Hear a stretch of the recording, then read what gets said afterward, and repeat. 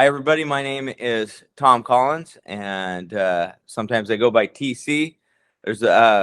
We work at a center in Visalia, California for UPS, and it's a big, brand new center, no more than a couple years old. A lot of new hires, and so I go by TC because everybody seems to remember that a little bit easier. Uh, I am a union member of Teamsters. Local 948, right? Correct. Local 948, and I'm a member in good standing. I have been a member since 1995, and I have seen a lot of the union, and am always learning more about our rights and what we should know, because we're in a union environment. It's a strong union environment, and because of that, we have more rights than a lot of people are used to at other work environments. And because of that, it's important to know those. So I am here with my friend and coworker, Adam Ochoa. And Adam, tell us a little bit about who you are, what you do now, and a little bit about your background with the union. So I started at UPS in 1994, just a little bit before Tom. I think next month I'll be 29 years. So in that time, I've performed just about everything, all the part-time jobs, more than I care to acknowledge. Then became a feeder driver. And then I left UPS on a leave of absence to be the head of the Teamsters Local Union 948 as the principal officer for 9 years, and recently come back in the last 2 years to retake my feeder position. During my first 19 years at UPS, I was a shop steward for 14 of those. So 14 years as a shop steward, 9 as the union rep for the building and for the local is my background, especially when we talk about contractual issues that I think we're going to get into today. I've seen just several things in our union over the years, good and bad, but for the most part good. I think it's important. It's always sort of been a mission of mine to educate my coworkers, and that actually is kind of how it got started for me being a shop steward originally, is because I was always, I was the guy picking up that contract and looking at it and going, well, wait a minute, that's not supposed to be that way. And finally, the union said, well, you should be a shop steward. And at the time, I didn't even know what that meant, right? I'm like, what's that mean? And a couple of senior shop stewards, full-time shop stewards, Dale Malin and Martin Torres, who retired. No, you need to do this. And I was okay. So I got into it, and since then, it kind of led to me through all the other things I talked about, and it's where we're at today. Awesome. So the reason we're getting together to do these videos is to do what you said you've got the heart to do, and that's educate our members. And as I said just a minute ago, we have a brand new building, and we've been mass hiring like crazy in the past 2 years, scrambling to fill that building up with workers to run it at max capacity with all efficiency. And so I've seen there's been so many new faces. I mean, in 20 years, we haven't seen the amount of faces that we've seen in the last 2. So it's been incredible. It's been a time of growing. I have pushed myself to get to know as many of our brothers and sisters out there as I can, and I still feel like I'm barely scraping the surface. But I can see in them the willingness to work and the ability to do great things, but also the vulnerability of being taken advantage of, because they're coming in from other jobs where either there was no union or there was no union, no strong union presence, to where they don't feel they're not going to ask about the rights, and supervisors are not going to volunteer that information. So there's a lot of rights we have as UPSers, especially with the union and with our contract. This is our contract, in case you don't have one. There is a master contract in here, and then there are supplemental agreements that make it more specific to our location and to us out of whatever building and whatever district we're in. So, so if you don't know those rights, you have several rights and ground to stand on for a standard to be upheld on their end of how you're treated. And so, because of that, knowing that information is the number one way that you're not going to be taken advantage of. So we want to come together every once in a while, Adam and myself, and discuss some of those topics, and just a few key ones you can listen to in your spare time on the drive to work or on your drive home or whatever, and just listen to a few of them and get informed. Because the more you're informed, the more you know what, more you can know what you're allowed, what your rights are, and what's wrong when they're trying to take advantage of you. And it's not unheard of for a union member to be able to say to their supervisor, no, I'm not doing that. You're not allowed to do that. And then go into a meeting where they want to try and bully you a little and intimidate you. But when you know your rights, you can't be intimidated. Hey, I want my representation. I want my shop steward here. This isn't right. I don't think so. And then they go from there. So knowing those rights is the number one step in getting through that thing. And why we're doing it, we care about our coworkers. We want everybody to know those rights, and we want everybody to be protected, because we've been so protected, we've been so taken care of in our careers that it sucks when you're the rookie and you have no idea what's going on. I can remember when I was the rookie, and they would take full advantage of my lack of knowledge. I saw it time and again. They're not bad people. They just want to get what they can out of you. And sometimes they'll do it any way they feel is necessary. So, so some of those key issues. Oh, first and foremost, though, I want to make a disclaimer right here and now. Adam Ochoa nor myself are official representation of the local union office in any way. We are simply union members in good standing, and we care about our Teamster brothers and sisters. And so this is just a casual conversation. And if we misrepresent by any accident or slip of tongue any of the contract, any of its nature, of its meaning, any of that, this is simply a casual conversation between two union members trying to understand the contract better and inform our brothers better of what that contract says. On another note, before we move on to the key issues, I've shown you the contract. This is the physical copy. If you do not have one, go down to the local union office on Whitendale and Visalia and request one, because you have the right to one, and that's where all of your information lies. If you do not have that, there is an app for that. It's called UPS Teamsters, I think. If you type that in, download that app, your contract is in the menu right there. You can go right to it, and it's even easier to deal with, because if you have something that you're looking for specifically, there's a search bar, and it'll take you right to every content in the contract that says that word, and you can find your topics even more easily. And as an added note, there is a section in the app that is training for your shop stewards, and your shop stewards are your first line of defense and your first line of representation on site.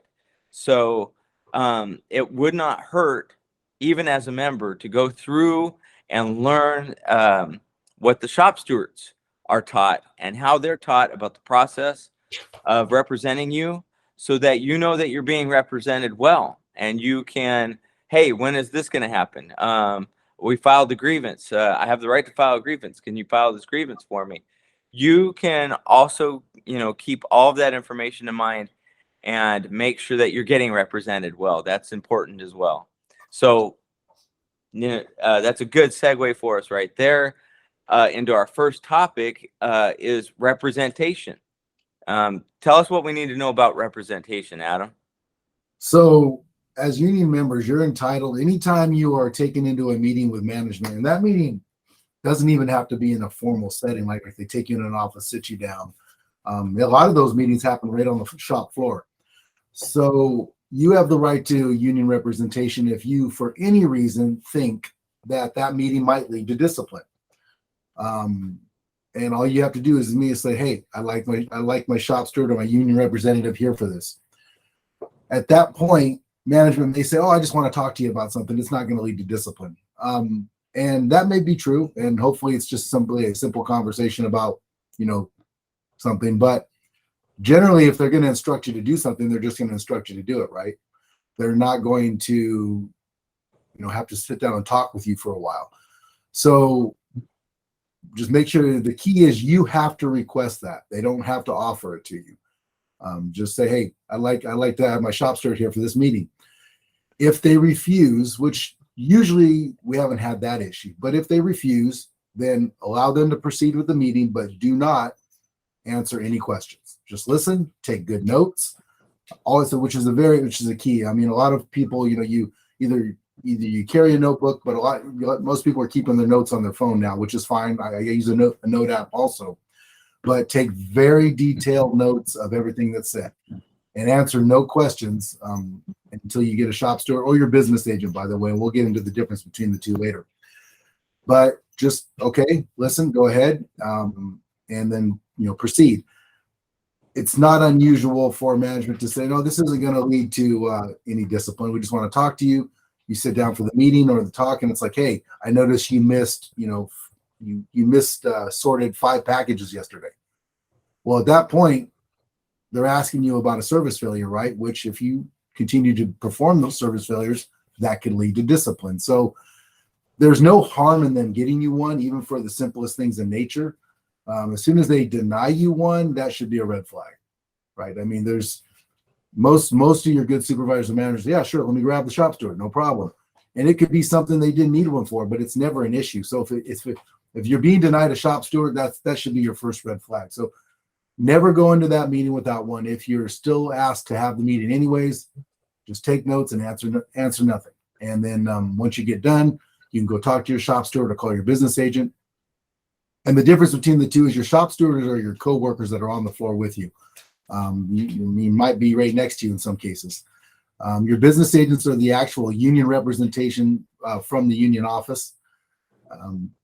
If you don't know who your stewards are, as you come in that building, as soon as you cross the crosswalk and make that first left turn right into the building, immediately to your left is a bulletin board. And there's a list of the shop stewards for the individual operations, preload, day sort, feeder, package, and so on. So take a look at that, see who they are, seek them out. The local union can give you probably phone numbers for them too, in case, including your business agent's numbers.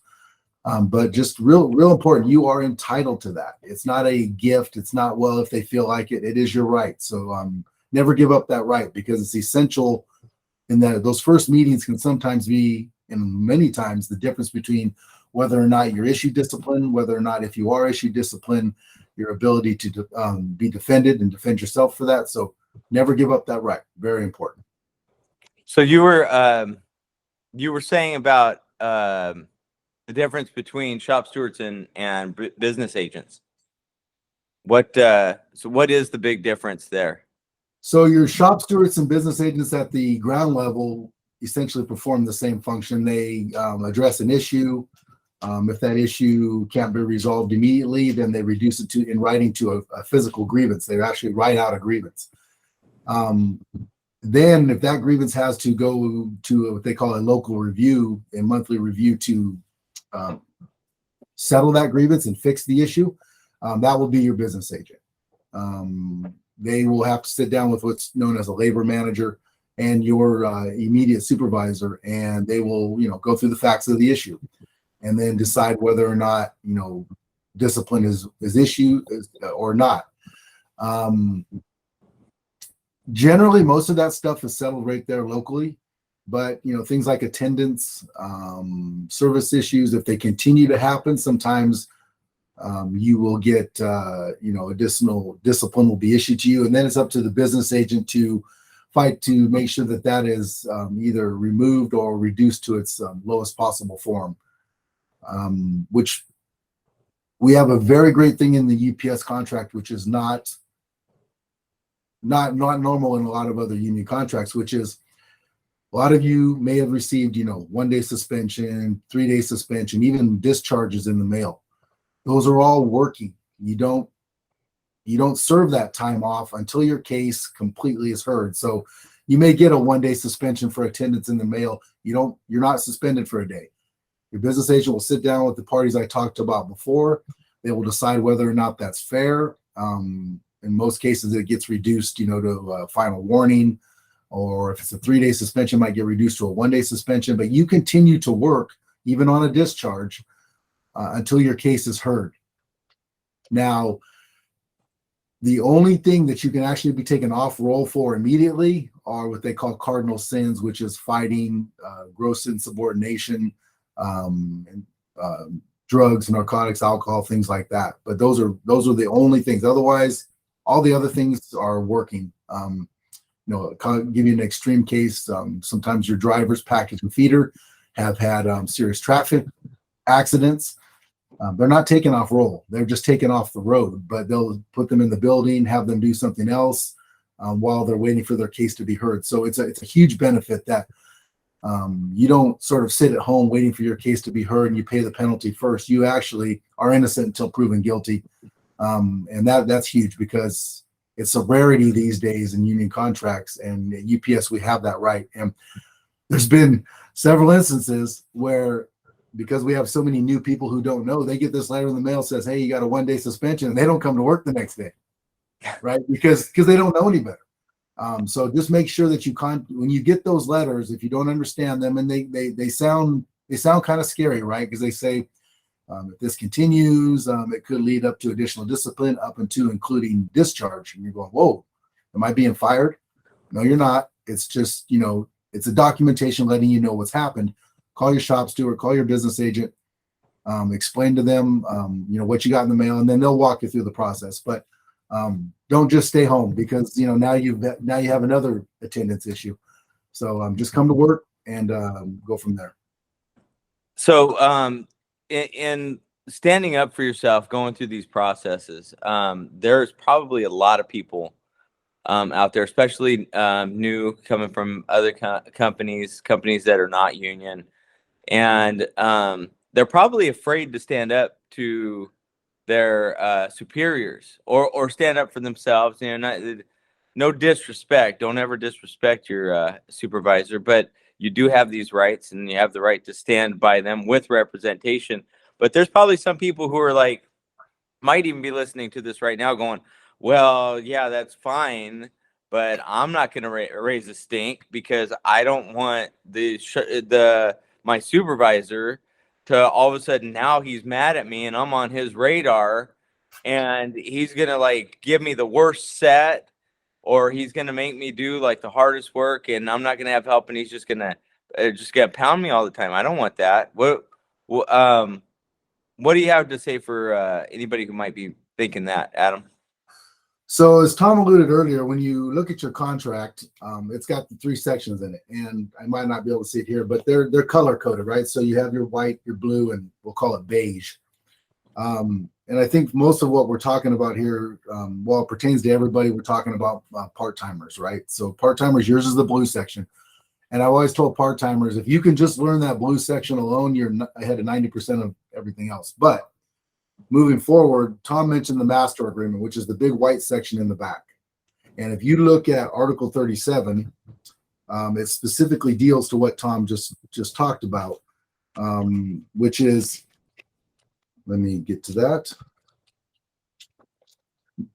Article 37, management and employee relations. And in a nutshell, what it talks about is the mutual respect that is expected from both parties. And one of those is harassment. Management cannot harass you because, for any reason, for that matter. But it also specifically speaks to harassment as a result of you filing a grievance. So, hey, if you think you've been violated, we have this process for a reason so that everybody knows where they stand. It's not just some fictitious thing that, people sort of speak about. You have a written document that says, hey, both of us will treat each other with respect. If the company's violated the contract, you've taken the set place procedure of, hey, I've talked to my supervisor. He disagrees or doesn't disagree. So I went to my shop steward. We filed a grievance. The grievance procedure, unfortunately, because we have also not just new hourly employees, but such a new management group, they will tend to sometimes take that personal because they think, oh man, it's like you've called the police on them, and you haven't. You've just used a written process to address the issue. That way there's no hearsay, right? But if that supervisor then comes back to you and now all of a sudden changes your work assignment, which is when you look in Article 37, it says changing your work assignment as a result of that is harassment. And so if you all of a sudden your work assignment's been changed or your workload has been increased, or that's something that you need to, once again, call your shop steward, your business agent, say, hey, we filed that grievance the other day. We talked about it. We went through the issue. Now all of a sudden, I've been moved to the heaviest trailer, or add an extra car to my set, or just various things. It's important. Make sure you right away call on that too, because if you don't, then that will be the norm, right? And that's the great thing about being a union member. You don't have to be afraid to speak up. You have rights. It's very, maybe one of the most key things as being a union member is you have the right to speak up without fear of retaliation. In a non-union environment, you'd have to call the Department of Labor, you'd have to hire a lawyer. Your union dues, for what you pay, it's a huge value. You basically have this structure and an organization behind you that takes care of those things for you and helps you to address those without you having to personally go out and search out the various entities to do that. So once again, if you look in that white section in your contract, Article 37, read that. It is it's a very good language. There's even penalty pay there for supervisors that continue to violate it. That's another subject for down the road. But never be afraid to speak up. Never be afraid to call a shop steward or the union rep. That's what you pay for, right? And the next process of that's again, just like the issue that led you there. If there's retaliation, you'd get representation. You would talk to them about what's going on, and if you have a solid case, then a grievance is in order. So it's a whole new grievance, Yep. and it's everybody's right to be respected, and we got a job to do, and that's fine. And sometimes it's hard, and sometimes they move us around. So you got to use your judgment a little bit sometimes. Is this retaliation, or is this just work circumstances for the day? They needed me over here. You got to ask yourself that. But if you've got a solid case and it's obvious, hey, this guy I was never over here, and all of a sudden, day after I filed a grievance, I'm over here daily and he won't send me help, then you go to your shop steward, you tell them what's going on. They listen to it with an unbiased ear, and then they'll tell you, you're definitely got a case, or you don't, they just ran into a problem today. Well, I'll talk to your shops, or sometimes it's just a talking. I'll go talk to your supervisor and see what's going on, and make sure that maybe you get put back on your assigned duties tomorrow. And then it's all taken care of. But if it doesn't go that well, again, the process is back to grievance. Grievances are the written case that now goes up the chain of command to be solved for you. It's just like a court case, only it's a little more casual.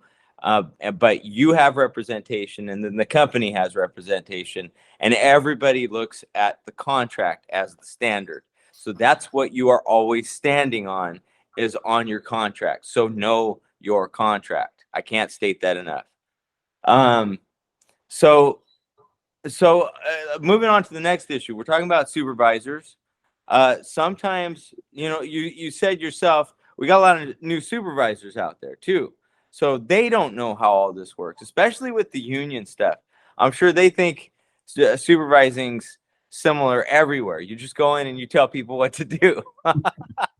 And that's so not how you lead, but that's a whole nother issue.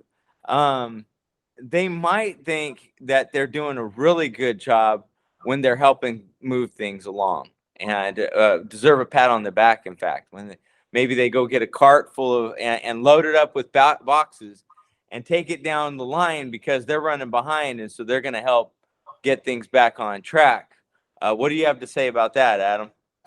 So that's probably, if someone wanted to pick one of maybe the biggest topics to get into, especially with the new building, that might be the one. And that, to Tom's point, a lot of new members, a lot of new supervisors that have either had jobs at other places before where everybody's just, the work is just common work, right? Everyone, doesn't matter what your job is, you can do it. We work under a collective bargaining agreement. And that means that is contract labor. And every job, and I always try to simplify it by saying this, any job that is physical in nature belongs to us as union members. That means moving anything, anything that facilitates the process of moving those packages. And it literally, like picking a box up off the floor, right? Setting up the rollers or putting the extendos in and out of the building, getting empty tote boxes, getting empty bags, bins, anything, literally. And the contract says that the company shall not perform the work of the supervisors that they supervise. Sort of paraphrasing there. But so when you look at your contracts, for part-timers in the blue section, it's Article 31. And for full-timers, it's Article 33. But they are to staff that operation so that they literally don't have to do anything. Their job, in essence, is to move you around to where you need to be, right? Or get you what you need. So if they see you're running out of bags, they either instruct you to go get more bags, using small sort as an example, or they get someone to get you bags, but they don't go and get the bags for you. They don't jump in and start helping you sort. They are not to touch any of the physical work. And sort of what happens, and the contract speaks to this too. And actually, if you look in, if you really want to get more detail, I actually recommend that people do this. So if you look in the master contract, which is the white section, the big thick section, it actually goes even to more detail than the sections I talked about.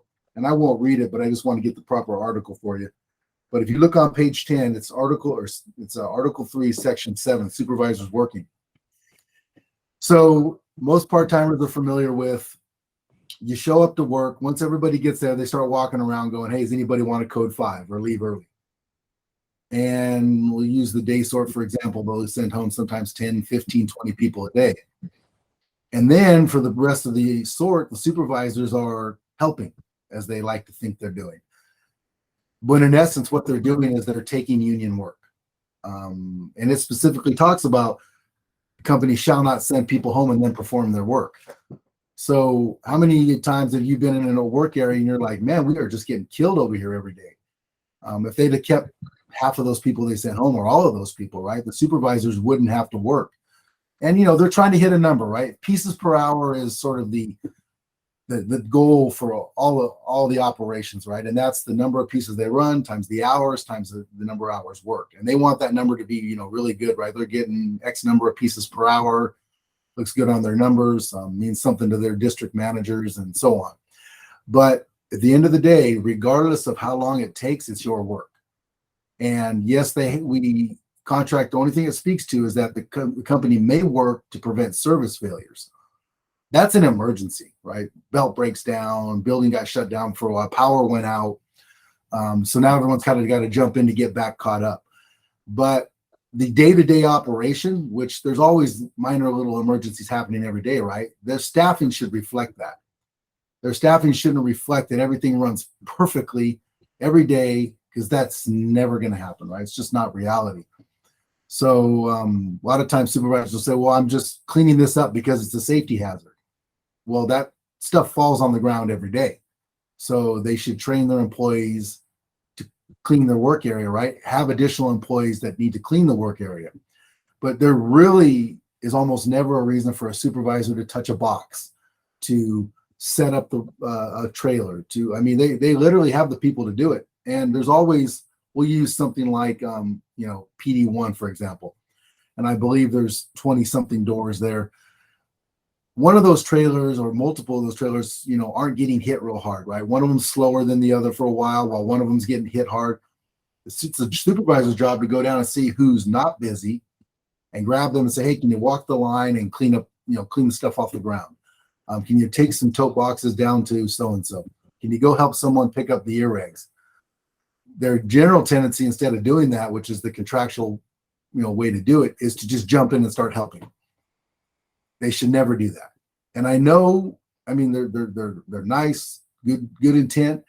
They, mean well, and it may seem to you like, hey, he's just helping me out, but he's in essence taking your work or the work of someone else. And most of us have friends or relatives that would probably love to have a job there. That's how they get those jobs, right? That's how you get overtime. That's how it pays.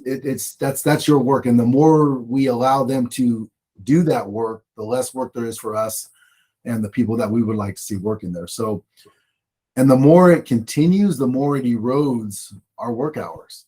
We have to protect that for what it is. It's our livelihood. And maybe even the livelihood of our relatives in the future. So never be afraid to just say, hey, can you do me a favor and not do that? Can you get someone else to help me? Or you just do it yourself. And if they tell you, never mind, I'll get that, go back in the trailer, say, okay, well, who's going to do this? Because that's not your work. If they continue to do it, and this is sort of the key, is document the time, right? You can take out your phone real quick or make a quick mental note. That's why I like about carrying a little notepad, because you can literally pull it out real quick and just write a quick note. Sometimes getting in your phone can be a little time consuming. And I think they have a rule now for the part-timers that no phone. I think they're lenient on that, but I don't think if you're trying to write notes on them working that they're going to be so lenient. Right. And that's a good point. Great point, Tom, because if you pull out your saying, listen, I'm making a note, and this is a key thing that was taught to me. Say, hey, I'm just taking a note that you're working. I need to write that down. And they say, no, you're not. Well, then that's another issue, right? They can't tell you can't take a quick note for a contract violation. So if they want to say you can't use your phone, okay, that's fine. But for you to literally just to pull out, write a quick note, that's an issue. So, but the more information, the better, right? What's the time, trailer number, door number, supervisor's name, and what work he performed, preferably the amount of time, and a witness. There's usually someone else around. Try to always get a witness. And where does that lead? So you turn that into the union. They file a grievance on your behalf. And what it does is, for the amount of time he worked, anything less than 2 hours, it pays the actual time. So if he worked for 20 minutes, it's 20 minutes, all the way up to 2 hours, it's actual time. Anything over 2 hours is automatically 4 hours. And that grievance is paid to you at double time. So if you're making $16 an hour, that's $32 an hour. And you either they're going to correct the problem or they're going to pay you a lot of money. And if the supervisor does it more, 3 times in 9 months, then it's triple time. And they get a little hurt sometimes about that grievance because their managers come down on them, and so they feel like they're getting in trouble. But really, it's really in their power, right, to start going out and getting the people, moving people around, and getting them to do the work. They have the total ability to not let that happen. And like Tom mentioned, for the most part, it's not because someone's trying to be malicious and just take work from people, but the general census is it's quicker for me just to jump in and help. And that may be true as far as being quicker, but it's not contractually correct. And they need to get good at moving their people around and using their people, because it is our work. And it's not just for them to do it whenever they feel like it. Literally, if they really work at it, it's not hard to not do it. It's just easier to not to sort of just jump in and help. So remember that, because it's essential to you. Let's use the package car drivers, for example. If supervisors are constantly performing package car work, not only are package car drivers losing work, but there's less package car positions. And for part-timers, that's your entry, that and feeder, that's your entry into a full-time job. So if you've got 100 package car drivers and there's 2 or 3 positions that aren't being filled because supervisors are jumping in cars and running out and, doing 15, 20 stops each off on the side, there might be 2 or 3 package car positions that they're not creating, which you could be your full-time job.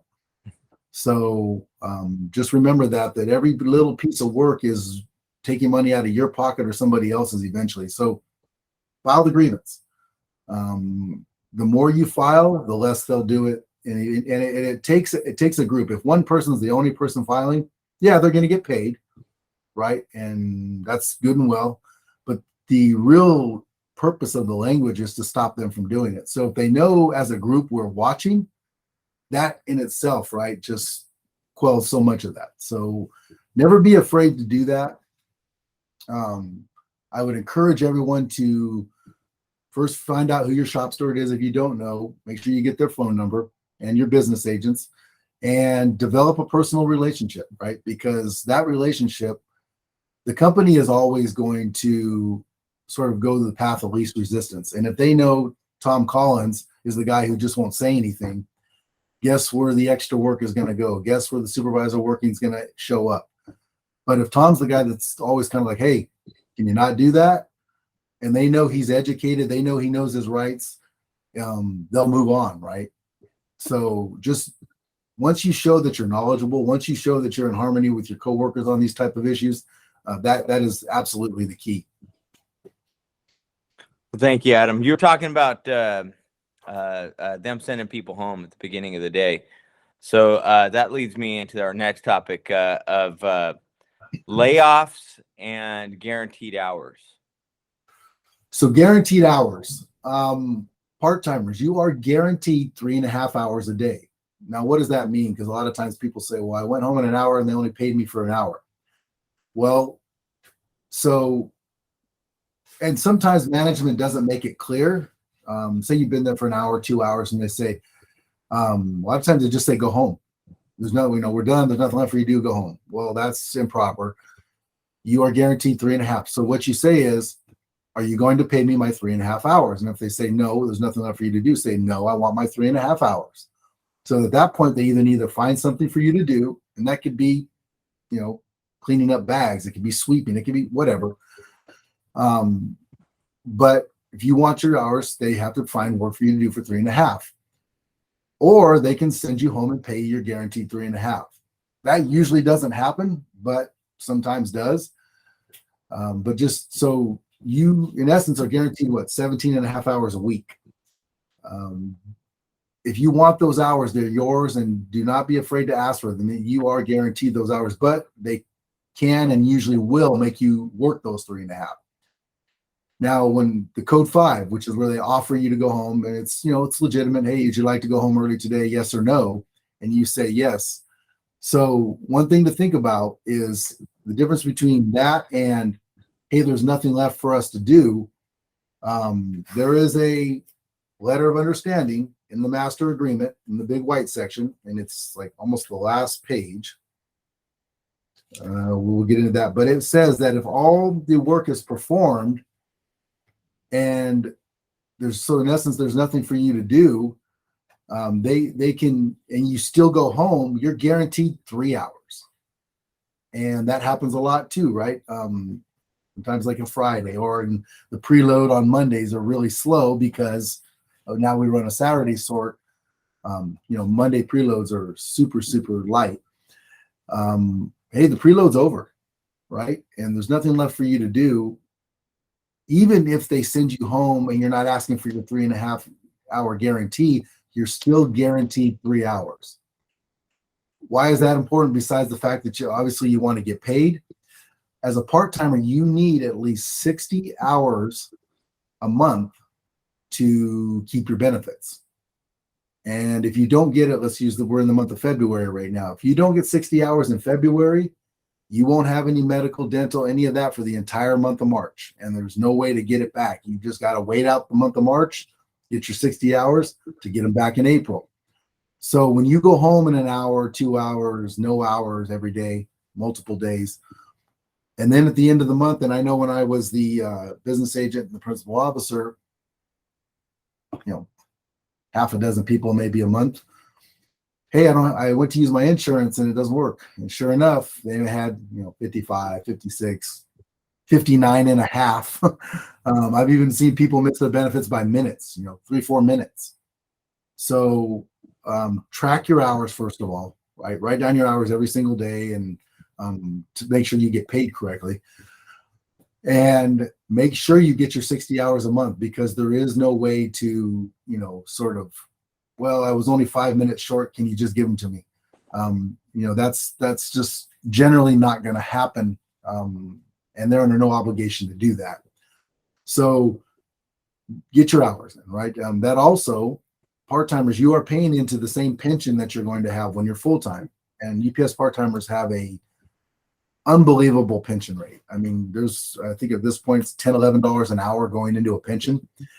And everything in your career where you're giving up your guaranteed hours and you're not getting pension money coming in, when you get, 50, 55 years old and you're looking to retire and you look in that pension and I'll just throw out a number, let's say it's $4,000 a month. And that's totally just a random number. We're not relative, but if you look back at all the hours you gave up, that might have been 4,500 or 5,000 a month. So make sure you always get your hours, at least your minimum, right? You're guaranteed, because you don't want down the end later in your career, it will affect you at some point, and immediately in your career, right? It affects your paycheck. So really gauge that. It's important. You never want to give up something that you're contractually guaranteed. That's your right. And that's one of our benefits as union members. Well, Adam, I think we've covered enough for today. There's plenty to talk about in coming times. So, I just want to finish up by saying thank you for talking with us about those rights. I love having access to the wealth of information that innately from dealing with all these issues day in and day out for years. I would just like to reiterate again, being informed is the number one thing that you can do in regards to your rights. And we have so many rights at UPS that you really can't be bullied, because there's a system in place that keeps that from happening if you're informed enough to use it. And there's a standard that needs to be held. And like Adam said, we have great jobs, and we want to hold the line on those jobs, on what we're owed, the time that they owe us for being there, or the right to be respected in our workplace, or what have you.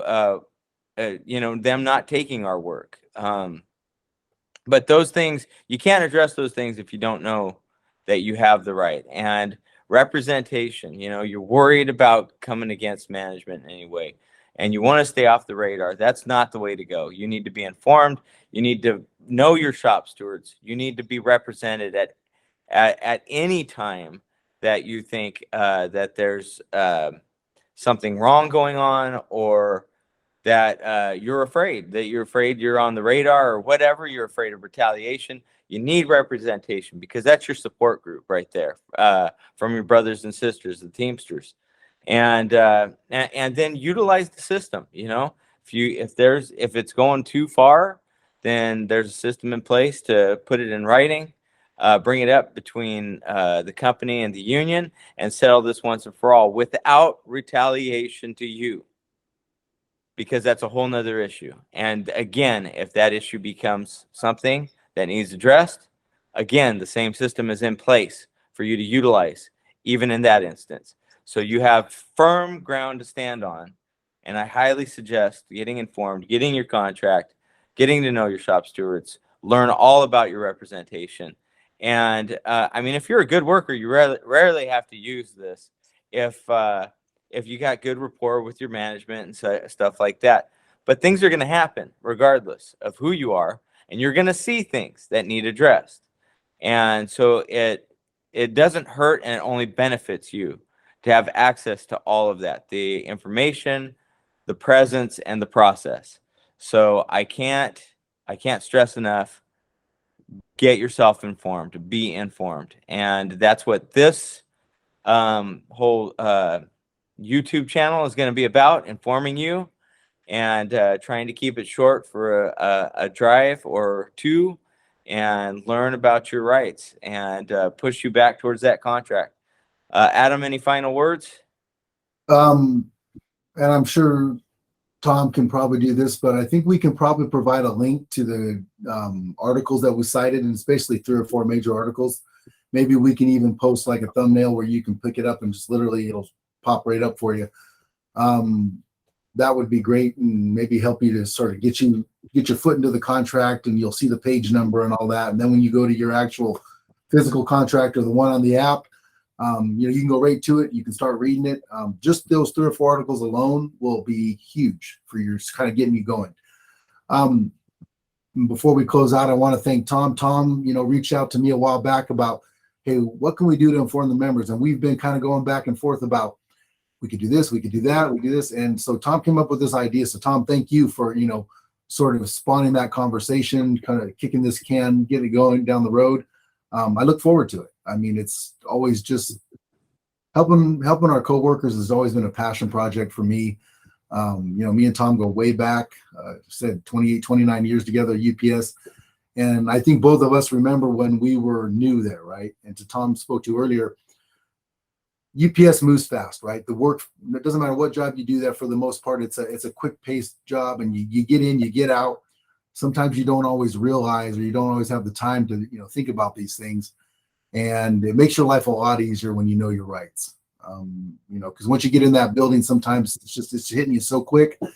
Out on those package cars, it's hitting you so quick that you're just trying to, sort of keep your head above water. And that's not a good place to be. We want you to know what the rights you have, so that you can have a better career.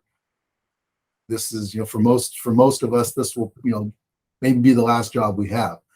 And with that note, I say part-timers, if you ask most of the full-timers, hey, was this going to be your career of choice? Most of them will tell you no, right? They just like a lot of you, they were going to school. They had other plans. This was just a part-time job to get by. But as you get farther along in the process, you realize the benefits, just the benefits alone, are amazing. You can't get better medical benefits. I remember when we first met, first few years, talking about staying on at UPS. Oh no, I'm out of here as soon as I get my degree. Yeah. Hey, and there's package car and feeder drivers that have degrees because they got their degree, and when they went to look for a job on that degree, they're like, but I still make more money working as a package car driver or a feeder driver, right? And key is that those good wages, those good benefits, that good pension, that wasn't given to you by the company. That was negotiated by the union using the power of collective bargaining, right? As an entire country, all the UPSers negotiate under one contract, and we've leveraged our labor through the union to get great benefits, great pay, great pension.